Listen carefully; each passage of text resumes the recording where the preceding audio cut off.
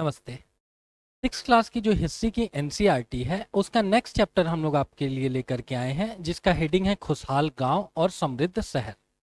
हालांकि इस चैप्टर को शुरू करने के पहले इन लोगों ने कुछ और आपको फैक्ट्स बता रखे हैं। लास्ट चैप्टर में हम लोगों ने मौर्यन साम्राज्य के बारे में देखा और यहाँ लिख रखा है कि लगभग 2200 वर्ष पहले मौर्य साम्राज्य का क्या हो गया, पतन हो गया। ठीक है, आखिरी इनके कोई राजा थे बृहदत्त, जिनको पुष्पमित्र शुंग ने 185 बीसी में मार डाला और शुंग डायनेस्टी को पुष्पमित्र शुंग ने स्टैब्लिश किया। ये आदमी ब्राह्मण धर्म के लिए आपको बहुत ज्यादा दृढ़ संकल्पवान थे and that's the exact reason कि जो सनातन संस्कृति है उसका इन्होंने प्रचार प्रसार किया है। 2 अश्वमेध यज्ञ कराने वाले कौन से व्यक्ति हैं, तो यही पुष्पमित्र शुंग हैं। तो इस लाइन को अपने को यह समझना है कि पतन क्यों हुआ, क्योंकि शुंग डायनेस्टी आ गई। इसके अतिरिक्त आपको उत्तर भारत में कहीं कहीं पर हिंद यवन राजाओं का भी शासन हो गया। कहने का मतलब यह है कि अब भारतीय उपमहाद्वीप जो है उसमें जो विदेशी लोग थे उनका आना जाना भी क्या हो रखा था कि बहुत एक कॉमन सी बात थी। और वही लिख रखा है कि इंडिया में 4 विदेशी एक के बाद एक आए हैं जिनका ऑर्डर है यूएसपी के। ठीक है, सबसे पहले यूनानी आए हैं। हिंद यवन को अपने को यूनानियों के तौर पर ही समझना है। ठीक है, उसके बाद आपको इस देश में शक आए हैं, उसके बाद पार्थियन आए हैं और सबसे आखिर में आपको कुषाण लोग आए हैं। तो वही लिख रखा है कि हिंद यवन राजाओं का शासन रहा है। इसके बाद कौन लोग आए हैं, तो इसके बाद आपको शक लोग आए हैं। ठीक है, ये मध्य एशियाई लोग थे शक लोग। ठीक है, और ये इन्होंने भारत में 5 जगहों पर रूल किया है भारतीय उपमहाद्वीप में। एक इन लोगों ने रूल किया हुआ है अफगानिस्तान में, इसीलिए भारतीय उपमहाद्वीप कहेंगे इसको। दूसरा इनकी एक शाखा थी, उसने पंजाब में रूल किया हुआ है। तीसरी इनकी एक शाखा थी जिसने मथुरा में रूल किया हुआ है। चौथी इनकी एक शाखा थी जिसने आपको वेस्टर्न इंडिया में रूल किया हुआ है। And last but not the least इनकी एक और शाखा नॉर्दर्न डेक्कन तक या ऊपरी दक्कन तक रूल करके गई है। ठीक है, और बेसिकली ये मध्य एशियाई लोग थे जो अच्छे चारागाहों की खोज में आपको भारतीय उपमहाद्वीप की तरफ आए हैं। ठीक है, अगला देखिए क्या लिख रखा है कि शक शासकों को आगे चल के गुप्तों ने पराजित कर दिया। इतिहास में आप देखेंगे कि 57 या 58 बीसी में उज्जैन के किसी शासक ने इन शकों को हरा दिया और उसने विक्रमादित्य की क्या की, उपाधि ग्रहण की। और ये जैसे आपको वेस्टर्न वर्ल्ड में सीजर की उपाधि होती है, वैसे ही भारत में विक्रमादित्य की उपाधि बहुत इंपॉर्टेंट हो गई। और जो भी राजा अपने को बहुत शक्तिशाली समझता था वो अन्य राजाओं के ऊपर अपने प्रभुत्व को दर्शाने के लिए इसी उपाधि विक्रमादित्य को धारण करता था। ठीक है, लास्ट जो विक्रमादित्य था वो हेमू था, जो कि पानीपत की दूसरी लड़ाई में मुगलों से लड़ा है। ठीक है, उसके बाद देखिए शकों के बाद क्या हुआ है, आपको कुषाण आए हैं। ठीक है, ये ऑर्डर भी आपको याद रखना है यूएसपी के। और यहां हम लोग उतनी ही चीजों की चर्चा करेंगे, पार्थियन की चर्चा इसलिए नहीं कर रहे हैं बिकॉज ये एनसीईआरटी में आपको फॉर द टाइम बीइंग यहां पर नहीं दे रखा है। ठीक है, उसके बाद कुषाण आए हैं। कुषाणों की भी कहानी है कि कोई यूची कबीला था, उसी कबीले के 5 हिस्से हुए, इस कबीले के लोग 5 भागों में बटे, उसमें से एक कुषाण लोग भी थे। ठीक है, और कुषाणों में से सबसे प्रभुत्ववान कनिष्क का आपको नाम पता होगा, जो रेशम मार्ग के लिए जाने जाते हैं। इस व्यक्ति की 2 राजधानियां थी, एक पुरुषपुर था जो आज के समय का पाकिस्तान में पेशावर है और दूसरा मथुरा है। और इसी व्यक्ति को श्रेय दिया जाता है कि इन्होंने भारतीय उपमहाद्वीप में गांधार कला और मथुरा कला का प्रचलन किया और इन्हीं कलाओं के अंतर्गत सबसे पहली बार गौतम बुद्ध की प्रतिमाएं बनाई गई हैं। ठीक है, वही देखिए जो कहानी हम लोगों ने देखा कि मौर्य सेना नायक थे पुष्यमित्र शुंग, इन्होंने अपने राजा बृहदत्त को मार डाला। ठीक है, इस आदमी को भी इंडियन हिस्टोरियंस ने बहुत विलन बनाने का प्रयास किया है, लेकिन संभवतः कहानी ये थी कि अपने राजा से परेशान था। वो बार बार अपने राजा को बोलता था कि भैया ये वेस्टर्न फ्रंट से हमारे ऊपर अटैक हो सकते हैं, ये सारे मध्य एशियाई लोग आ सकते हैं, हम लोगों को अपने को स्ट्रांगली डिफेंड करना चाहिए। और जब इन सारी चीजों में बृहदत्त नाकाम हुआ है, बिकॉज मौर्यों ने ना शांति की नीति अपना दी अशोक के बाद, और अशोक के बाद आगे आने वाले राजा उतने प्रभुत्वशाली नहीं थे, उतने शक्तिशाली नहीं थे। पुष्यमित्र शुंग बार बार इस चीज को बोला है अपने राजा को कि हम लोगों को क्या करना चाहिए, अपने को स्ट्रांगली डिफेंड करना चाहिए। और ऐसा माना जाता है कि जब बृहदत्त ये काम नहीं करते हैं तो सत्ता अपने हाथ में खुद पुष्यमित्र शुंग ले लेते हैं। इनका ईयर भी पूछ दिया जाता है राज्यारोहण का, तो 185 आपको बीसी ध्यान में रखने की जरूरत है। ठीक है,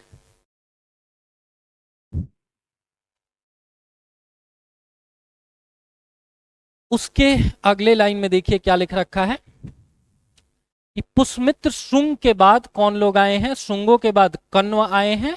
ठीक है, और ठीक उसी समय पश्चिमी भारत के कुछ हिस्सों पर शकों ने शासन किया है, और पश्चिमी भारत तथा मध्य भारत पर शासन कर रहे सातवाहन शासकों के साथ इनके कई युद्ध हुए हैं। ठीक है, तो कौन लोग आपस में बहुत बार लड़े हुए हैं, तो सातवाहन और शक लोग लड़े हुए हैं। ठीक है, सातवाहन राज्य लगभग 400 सालों तक टिका रहा, इसको मार्क करेंगे। और ये भी मार्क करेंगे कि आपको इसी समय दक्षिण भारत में 2200 से 1800 वर्ष पूर्व अगर चले जाएंगे तो चोल लोग रूल करते थे, चेर लोग रूल करते थे, और पांड्य लोग रूल करते थे। ठीक है, वहीं 1500 साल पहले आपको पल्लव और चालुक्य लोग रूल करते थे। ठीक है, इतनी कहानी इस चैप्टर को शुरू करने के पहले इन लोगों ने दे रखी है, ये भी हम लोगों को एक बार जानना चाहिए। ठीक है, बेसिकली देखिए ये जिन राजवंशों का यहाँ पे नाम लिख रखा है ना, अगर साउथ इंडिया के मैप में अगर आप देखेंगे ना, तो आपको लेट से यहाँ पर महाराष्ट्र है, तो महाराष्ट्र में सातवाहन लोग रूल करते थे। इन लोगों ने बड़े पैमाने पर क्या किया है कि बुद्धिस्टों को दान दिया है, और आपको जो सातवाहन लोग हैं वो मातृसत्तात्मक होने के लिए जाने जाते हैं। ठीक है, जैसे गौतमी पुत्र सातकर्णी। ठीक है, तो सातकर्णी राजा का नाम हुआ और उनकी माता जी का नाम गौतमी, तो इसीलिए आपको नाम है गौतमी पुत्र सातकर्णी। तो ये भी अगर एग्जाम में आपसे पूछा जाए कि कौन सा राजवंश जो है सो कि किस चीज के लिए जाना जाता है, अपनी माताओं के बेटर रेस्पेक्ट के लिए जाना जाता है, मातृसत्तात्मक के लिए जाना जाता है, तो दैट इज सातवाहन। ठीक है, मूवी भी अभी हाल फिलहाल में आ रखी थी साउथ इंडिया में गौतमी पुत्र सातकर्णी के ऊपर।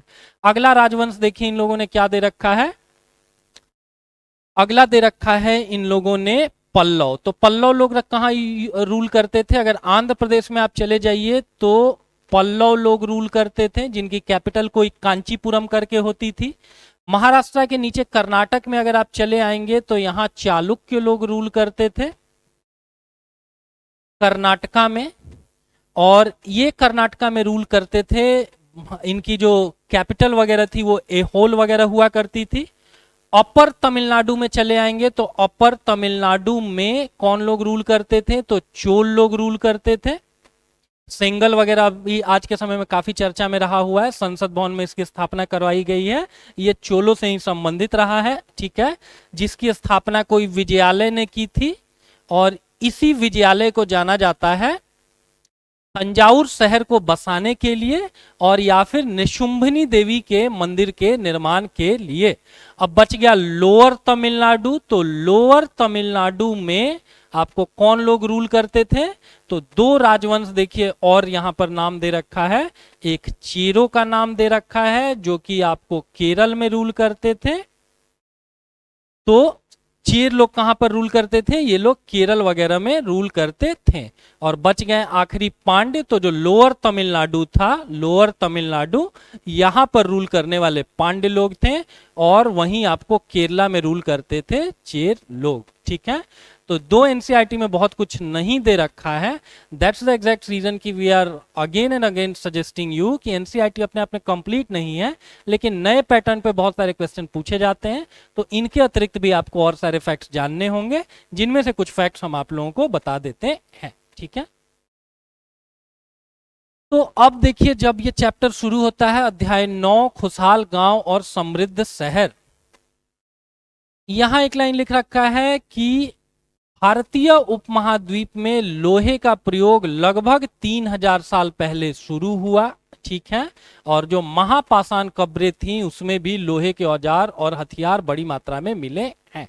इस पे हम लोगों ने बात किया हुआ है कि महापाषाण कब्रों में भी ये लोगों की मान्यता थी कि आफ्टर लाइफ में भी आपको इन चीजों की आवश्यकता हो सकती है। तो जीवित रहते हुए व्यक्ति जिन जिन चीजों को यूज करता था उनमें से बहुत सारी वस्तुओं को मृतक के साथ दफना दिया जाता था। And that's the exact reason कि आपको लोहे के औजार और हथियार वगैरह भी मिले हैं। ठीक है। अब लोहे के बढ़ते प्रचलन के कारण आपको क्या हुआ है कि करीब 2500 वर्ष पहले लोहे के औजारों के बढ़ते उपयोग का प्रमाण क्या है कि आप जंगलों को साफ करने में इसके लिए आपको कुल्हाड़ियां आप बना पाए और अन्य प्रकार के आप हल वगैरह बना पाए। ठीक है। तो उस समय आप इस चीज को समझ सकते हैं कि भारत में और ज्यादा जंगल रहे होंगे, लेकिन निरंतर बढ़ती आबादी को खिलाने के लिए आपको क्या चाहिए, खेती करने के लिए जमीन चाहिए, और इसीलिए जंगलों को साफ करने के लिए इन्हीं आपको लौ से बने औजारों को इस्तेमाल में लाया गया होगा। तो लोहे के विकास के साथ ही, लोहे के बढ़ते उपयोग के साथ ही भारतीय उपमहाद्वीप में सभ्यता और संस्कृति का भी विकास हुआ है। ठीक है।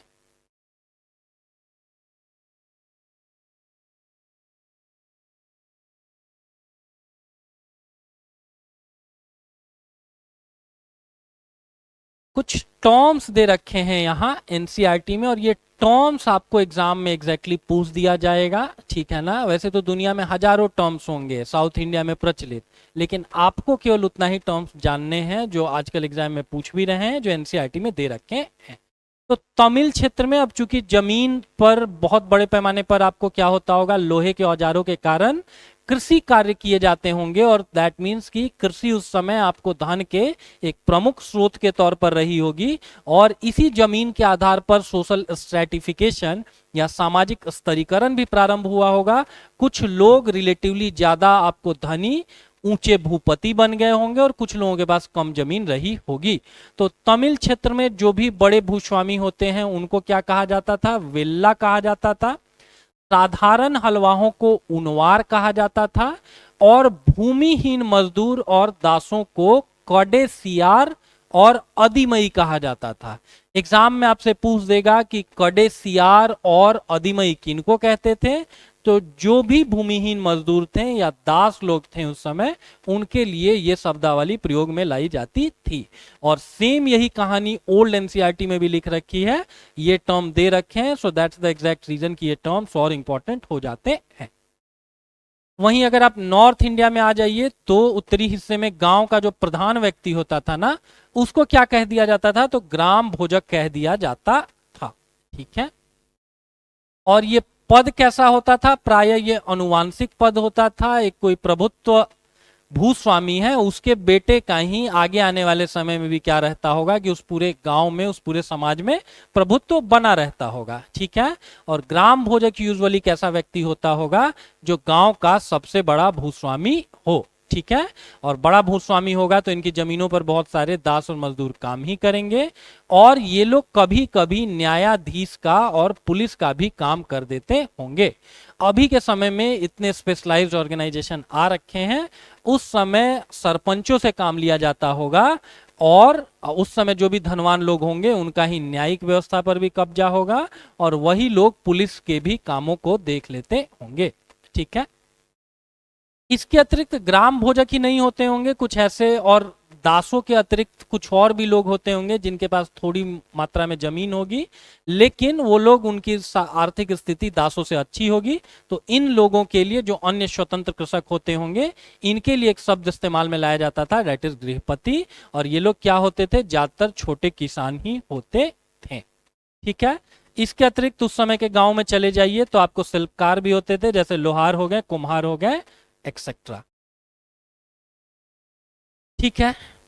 तमिल की प्राचीनतम रचनाओं को हम क्या कहते हैं? संगम साहित्य कहते हैं। इस पे कई बार क्वेश्चन पूछा हुआ है। संगम साहित्य किस नेचर का है? क्या ये धार्मिक स्तर के लिटरेचर है? तो नहीं, ये धार्मिक स्तर के लिटरेचर वगैरह नहीं है, ये धर्मनिरपेक्ष स्वरूप के हैं। एक जगह पर संगम जैसे मिलना होता है ना, जैसे गंगा और यमुना का आपको संगम प्रयागराज में होता है, तो ठीक वैसे ही एक पंडाल वगैरह के अंदर क्या होता होगा कि बहुत सारे कवि लोग आते होंगे और उनको अपने अपने उनके जो भी भूस्वामी होते होंगे, बड़े जमींदार या राजा लोग भेजते होंगे और वो अपने अपने राजा, अपने अपने नायक की प्रशंसा में बहुत सारे गीत करते होंगे। और इसी के आधार पर तीन संगम हुए हैं, ठीक है। और ये संगम कहाँ पे होते थे? तो ये मदुरई में होते थे, ठीक है। इसको कवियों के सम्मेलन के लिए जाना जाता था, ठीक है, कि आप मदुरई में आइए, सारे लोग असेंबल किए, सबने अपने अपने राजा की, अपने अपने जमींदार की बड़ाई के लिए अच्छी अच्छी चीजें बोली। अगले में आ जाइए, क्या लिख रखा है? जातकों के बारे में आपको पता होना चाहिए, जो कि गौतम बुद्ध की पूर्व जन्म की कहानियां हैं, ठीक है। यूपीएससी ने एक साल पूछा हुआ है कि जातक कथाएं क्या हैं, तो गौतम बुद्ध के पूर्व जन्म की कहानियां, ऐसा माना जाता है कि गौतम बुद्ध ने 5 जन्म और लिए थे, ठीक है, और आने वाले समय में भी उनके जन्म होने वाले हैं, जैसे मैत्रेय बुद्धा वगैरह, ठीक है ना। तो गौतम बुद्ध के पूर्व जन्म की कहानियां हैं, जिसके द्वारा बहुत सारी नैतिक शिक्षाएं बुद्धिस्ट लोग देते थे, उनको हम क्या बोलते थे? जातक कथाएं बोलते थे, ठीक है। जैसे रूरू जातक की कहानी हो गई, ये सारी चीजें आर्ट एंड कल्चर में बता रखी गई है। उसी में से एक कोई कहानी का यहाँ पर संकलन है। अब कहीं पे भी बुद्धिस्ट आपको आर्किटेक्ट दिखेगा ना, जैसे कि सांची, सांची कहां पर है? तो मध्य प्रदेश में आपको सांची है, वहां पर स्तूप है। और स्तूप क्या होता था? चैत्य जिसमें कि बुद्धिस्ट लोग रहते थे। विहार क्या होता था? इनका प्रार्थना घर होता था, ठीक है। पार्डन में, विहार जो होता था वो इनके रहने का आवास स्थल होता था, और जो चैत्य होता था इनका प्रार्थना घर होता था। ठीक वैसे ही कोई बड़े बुद्धिस्ट अगर मरे हैं ना, कोई गौतम बुद्ध ही हुए या और कोई बड़े बुद्धिस्ट स्कॉलर, इनके मरने के बाद उनकी जो समाधि बना दी जाती थी, उसको हम लोग बोलते हैं स्तूप। तो सबसे बड़े स्तूप के तौर पर जाना जाता है सांची को। ये सांची कहां पर है? तो मध्य प्रदेश में है। और इसकी जो रेलिंग वगैरह है उस पर आपको लकड़ी का काम देखने को मिल जाएगा, ठीक है। इसके अतिरिक्त यहां पर यह भी दे रखा है कि उसी समय वलय कूप का भी इस्तेमाल प्रारंभ हो रखा था। वलय कूप हम लोग क्या करते हैं कि अपने घर का जो भी गार्बेज वगैरह होता है, जो भी कूड़ा कचरा होता है, उसको सेटल करने के लिए, उसको बाहर फेंकने के लिए या उसके निस्तारण के लिए इस्तेमाल में लाते हैं, ठीक है। वही लिख रखा है कि वलय कूप भी उस समय के हमको मिलते हैं, जो गुस्सेल खाने या मतलब लीटर, नाली या कूड़ेदान के लिए प्रयुक्त होते थे, ठीक है। अब ये आपसे एग्जाम में पूछा हुआ है कि बेरी गाजा किसका प्राचीन नाम था? तो भरूच, जो कि गुजरात में है, उसका रिफरेंस आपको यूनानी लोग कैसे करते थे? अभी हम लोगों ने थोड़ी देर पहले ही देखा कि मौर्यन साम्राज्य, चूंकि एक स्ट्रॉन्ग सेंट्रलाइज साम्राज्य था, उनके रूल करते करते तक बाहर से कोई विदेशी ताकतों की इतनी हिम्मत नहीं हुई कि भारत पर आक्रमण करें। लेकिन अशोक की जो धार्मिक सहिष्णुता की नीति थी, शांति की नीति थी, इसके कारण कहीं ना कहीं जो इंडिया की इंटरनल सिक्योरिटी थी वो भी कॉम्प्रोमाइज हुई, बहुत सारी सेना हटा दी गई थी। आगे आने वाले जो मौर्यन सम्राट थे वो इतने सशक्त नहीं थे, इतने शक्तिशाली नहीं थे, and that was the exact reason कि पुष्यमित्र शुंग को सत्ता अपने हाथ में लेनी पड़ी। तो अब यूनानियों का अभी हम लोगों ने एक ऑर्डर देखा, यूएसपी के। इंडिया में सबसे पहले यूनानी आए, फिर शक आए, फिर पार्थियन आए, फिर कुषाण आए। तो यहां से आएंगे तो यहाँ का कुछ रेफरेंस अपने लोगों को ले जाकर के बताएंगे, कुछ लिखेंगे यहाँ के बारे में। तो आपको भड़ूच को उन लोगों ने मेंशन किया हुआ है बारी गाजा के तौर पर। इसका मतलब कि इंडिया के ये किस आपको कोस्ट पर होगा?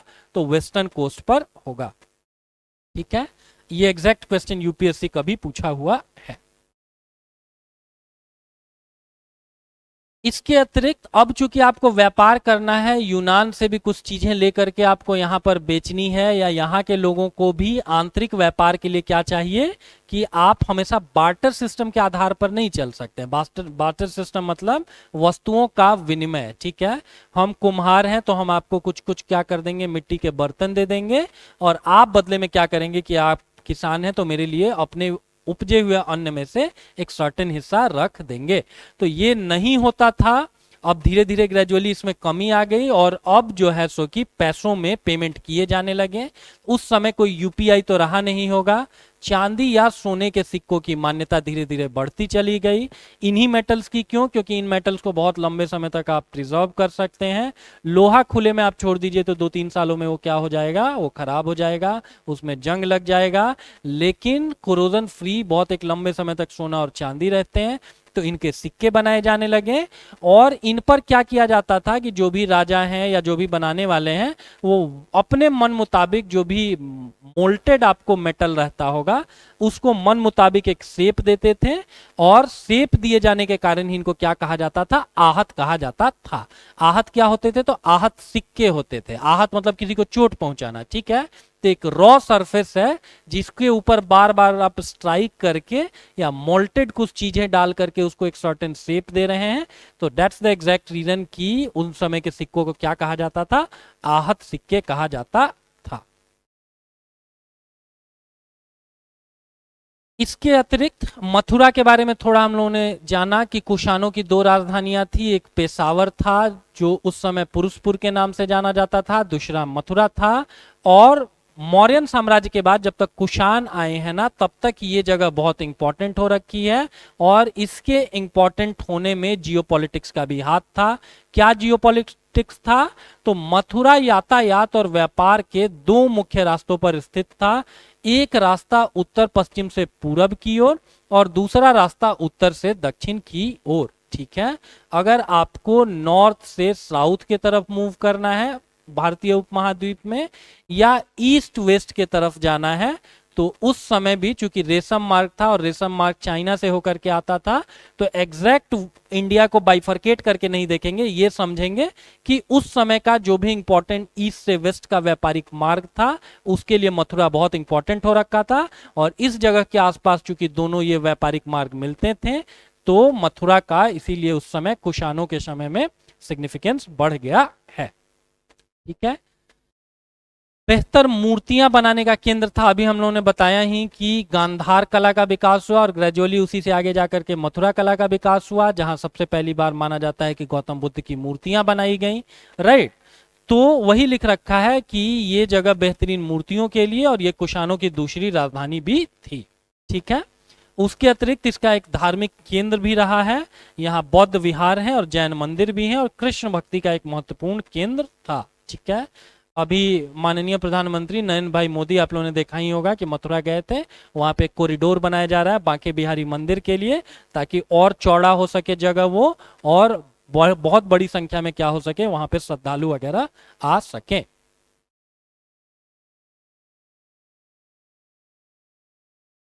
ठीक है। वही अगले में लिख रखा है कि मथुरा में कुछ कुछ आपको प्रस्तर खंड या मूर्तियों पर अनेक अभिलेख भी मिले हैं। आमतौर पर ये संक्षिप्त अभिलेख हैं। इसमें क्या मिला है उल्लेख कि उन स्त्रियों या पुरुषों द्वारा मठों या मंदिरों को दिए जाने वाले दान का भी उल्लेख मिलता है। ऑब्वियस सी बात है कि कोई सी भी जगह धार्मिक हिसाब से बहुत इंपॉर्टेंट होगी, तो वहां पर क्या कर रहे होंगे कि बाकी लोग एक अच्छा खासा क्या कर रहे होंगे, चढ़ावा चढ़ा रहे होंगे, ठीक है। उसके अतिरिक्त आपको जानना है कि कपड़ों का भी बड़े पैमाने पर उत्पादन आरंभ हो रखा था, और इसके लिए उत्तर में बनारस काफी प्रसिद्ध था, वाराणसी काफी प्रसिद्ध था, ठीक है। और आपको दक्षिण में क्या था, तो मदुरै इसके लिए प्रसिद्ध था। अभी भी बनारस कपड़ों के लिए जाना जाता है, बनारसी साड़ियों वगैरह के लिए जाना जाता है, ठीक है।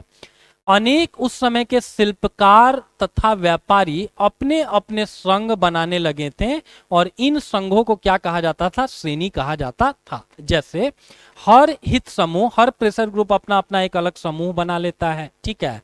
जैसे राजा तक या प्रशासक तक, प्रशासन तक आपको अपनी बात पहुंचानी है ना, तो 100-500 ऑटो वाले एक साथ जाकर के नहीं बताते हैं, वो आपस में एक अपना एक ऑर्गेनाइजेशन बनाते हैं, उसी में से 2 लीडर चुने जाते हैं और वो लीडर अपनी बात को क्या करते हैं, प्रशासन के सामने रखते हैं। That was the same concept evolve at that time कि व्यापारियों ने अपने अपने क्या बना रखे थे, ऑर्गेनाइजेशंस बना रखे थे, जैसे अभी फिक्की वगैरह है, ठीक है। ठीक उसी तरीके से उन्होंने भी अपने अपने ऑर्गेनाइजेशंस बना रखे थे जो अपने हितों को क्या करते थे, स्ट्रेंथन करते थे, राजा के सामने अपनी बात रखते थे कि इस व्यापारिक मार्ग पर अच्छा हम प्रॉफिट कमा के दे सकते हैं, आप उस पर रास्ता बना दीजिए, या वहां पे आप मेरे से बहुत ज्यादा टैक्स ले रहे हैं उसको थोड़ा कम कर दीजिए। और ऐसे ही हित समूहों को क्या कहा जाता था, ऐसे ऐसे संघों को क्या कहा जाता था, श्रेणी कहा जाता था, ठीक है।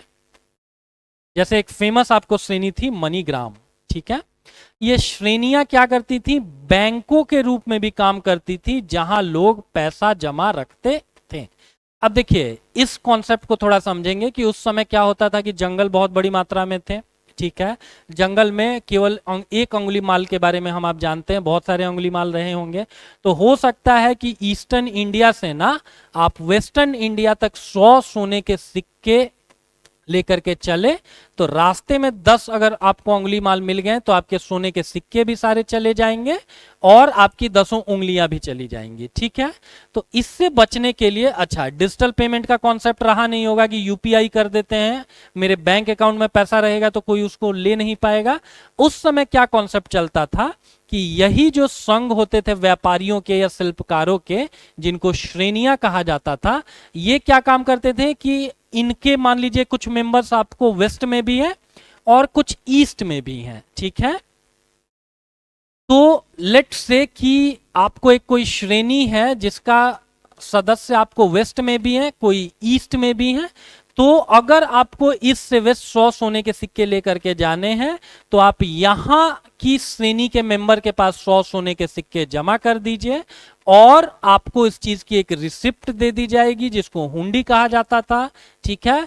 उसी हुंडी को ले जाकर के आप वेस्ट में दिखाइए, तो आपको वो अपना कुछ कमीशन काट करके या कुछ टैक्स काट करके 100 सोने के सिक्कों की जगह 5 सोने के सिक्के वो रख करके आपको 95 सिक्के रिटर्न कर देंगे, ठीक है। और अगर आप एक लंबे रास्ते से गुजर रहे हैं और आपके पास बहुत बड़ी मात्रा में अगर आपके पास सोने के सिक्के नहीं है या बहुमूल्य वस्तुएं नहीं है, तो इस बात की संभावना थोड़ी कम जरूर होती है कि आपकी कोई हत्या वगैरह नहीं करेगा, आपको कोई लूटेगा नहीं, ठीक है। अनलेस अनटिल कोई साइकोपैथ टाइप के अगर लुटेरे नहीं रास्ते में बैठे हुए हैं जिनको इस चीज की दुश्मनी है कि आपकी जान लेनी ही लेनी है, तब तक वो आपसे धन लूट नहीं सकते हैं। And that was the exact reason कि लिख रखा है कि श्रेणियां क्या करती थी, बैंकों के रूप में काम करती थी जहां लोग अपने पैसे जमा रखते थे, ठीक है। कि आपने एक जगह पर पैसा उनके पास डिपॉजिट किया, उसकी एक हुंडी या रिसिप्ट ले ली, रिसिप्ट जाकर के आपने वेस्ट में जमा करी और बदले में फिर आपको क्या मिल गया, वो लोग अपना टैक्स काट करके कुछ कमीशन काट करके आपको चीजें दे देंगे। सूत काटने और बुनने के नियमों के बारे में अर्थशास्त्र में भी चर्चा की गई है, उसके अध्याय 8 में, ठीक है। कि सूत से क्या किया जाता था, कपड़ा वगैरह बनाया जाता था, उससे कताई और बुनाई का काम किया जाता था। अर्थशास्त्र किन्होंने लिखा है, तो चाणक्य ने लिखा है। कितने चैप्टर्स में डिवाइडेड है, तो 15 चैप्टर में डिवाइडेड है। इस किनके मंत्री थे, तो चंद्रगुप्त मौर्य के मंत्री थे। और इनके ऊपर एक बहुत अच्छी किताब कौन सी लिखी गई है, एक नाटक, तो विशाख दत्त ने लिखा है मुद्रा राक्षस, और मुद्रा राक्षस में आपको चाणक्य का जिक्र मिलता है, ठीक है।